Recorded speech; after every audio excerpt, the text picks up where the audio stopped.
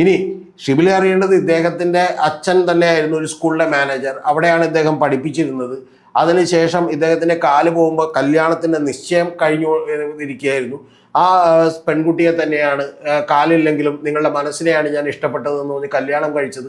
ഇതൊക്കെ യാഥാർത്ഥ്യമായിട്ടുള്ള ഒരു കാര്യമാണ്. പക്ഷേ ഒരു പക്ഷത്ത് നിന്ന് ഈ അക്രമ പ്രവർത്തനങ്ങൾക്കൊക്കെ നേതൃത്വം കൊടുത്തിരുന്ന ഒരാൾ എന്ന് പലതവണ ആരോപണം കേട്ടിട്ടുള്ള ഒരാളുടെ പേരാണ് സത്യനന്ദൻ മാസ്റ്റർ. അവരും അതിനകത്ത് ഇരയായിട്ടുണ്ട്, ശരിയാണ്.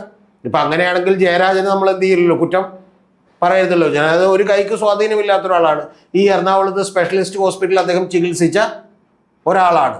എൻ്റെ ഓർമ്മ ശരിയാണെങ്കിൽ KV സുധീഷ് എന്നിപ്പോൾ ഇതിൽ സുല്ല് പരാമർശിച്ച KV സുധീഷ് എന്ന് പറയുന്ന ഒരാളെ കൊലപ്പെടുത്തിയതിന് ശേഷം അതിൻ്റെ പ്രതി ഏതാണ്ട് 10 കൊല്ലത്തോളം പുറത്തിരിക്കുകയും പിന്നെ അതിൻ്റെ പ്രതി കണ്ണൂരേക്ക് എത്തുകയും ചെയ്തപ്പോൾ അവരുടെ ആ പ്രതിയുടെ ഭാര്യയെ തന്നെ സ്വാധീനിച്ച് അവൻ വരുന്ന കാര്യം പറഞ്ഞ് രാത്രി 12 മണിക്ക് കണ്ണൂർ ഇറങ്ങിയപ്പോൾ വെട്ടിക്കൊലപ്പെടുത്തിയവരാണ്.